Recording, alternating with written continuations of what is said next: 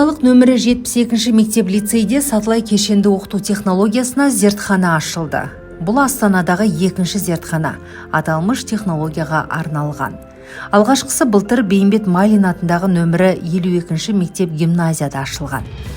72-ші мектептің директордың оқушы жөніндегі орынбасары бастауыш сыныптар бойынша Гүлнар Қайырбекова өзі бұл технология бұрыннан жұмыс жасайтын. Енді бастауыштың үш выпускысын шығарған шығар деп ойлаймын. Содан кейін өзі қызығып бізге бірнеше рет келіп, осы технологиямен ары қарай жалғастырайын. Өйткені балаларымыз қазақ мектебінде оқыса да орыс тілді, осы балалардың тілін бір дұрыстасақ, қалай не істеуімізге болады деп. Сосын мен айттым, онда сіз білім беру жаңғырту орталығына хабарласыңыз, сол жердегі мамандармен сөйлесіңіз, егер де зертхана ашатын болса, онда дайындалыңыз дедік. Міне осы өз мектептің басшысымен бірге отырып, осы зертхананы дайындады.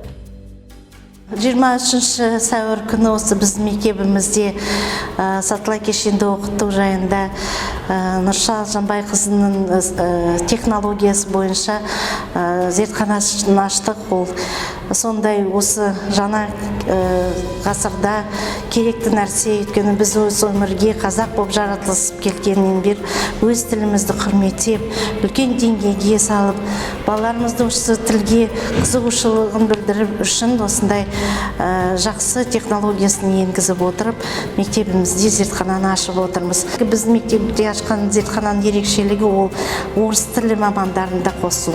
Өйткені баланың негізгі бағытта біз бала әдеби сөйлеуге үйретеміз. Оқығыштар мектеп деп саналамыз, барлығымыз сол жобада жұмыс атқарып жатыр. Сол тек қана кітапхананың арқасында емес, бүкіл ұжыммен бірге бірлесіп, сондай тілімізді үлкен дәрежеге жеткізуге атсалысып жатырмыз. Сатылай кешенді оқыту технологиясының тиімділігі жылдармен дәлелденген.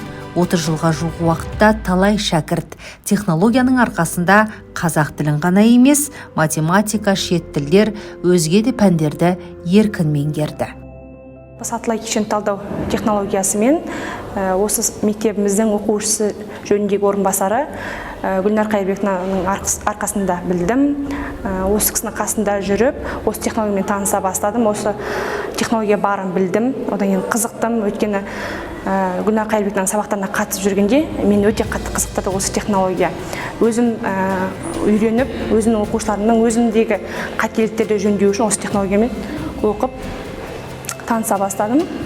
Осы жылдың жаз айында, 2021 жылдың жаз айында осы Нұрша Жанбайқызымен танысып, технологиясын оқып бастадым. Өзім үшін көп нәрселер үйрендім. Жалпы өзімдегі қателіктерді көп байқадым. Сабақ берудегі, тіпті сөйлеудегі, тіпті сұрақ қоюдағы қателіктерді біліп, олқылықтарды орнын толтырып, қазіргі таңда өзім үшін үлкен, жеке өзім үшін жетістіктер болып жатыр. Қазіргі уақытта мектептерге таңдау құқы берілген. Әр директор өзі шешеді. Қосымша танымдық оқу әдіс-тәсілдерді оқу бағдарламасына қоспайтынын. Менікі деп көпшілігі солай ойлайды, өзінің атын шығару үшін. Олай емес, бұл алаш арыстардың идеясы. Енді біз алаштықтарды жан-жақты зерттеп жатырмыз. Неге осы технологиядан қашады? Мен қай жерге барсам да айтам, бірінші директордың өзі оқу керек, өзі алу керек, сосын завучтар оқып алу керек деймін да. Осыдан көпшілігі қашады.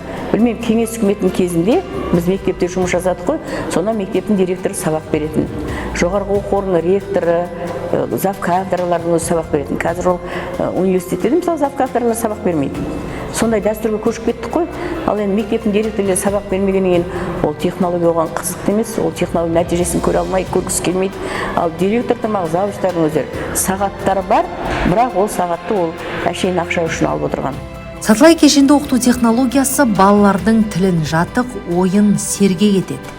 Әсіресе бүгінгі жағдайда ана тілін білмейтін ұрпақтың белең алған кезінде қазақ тілін оқуда технологияның берері ұшан теңіз. Дәлел оқушылар.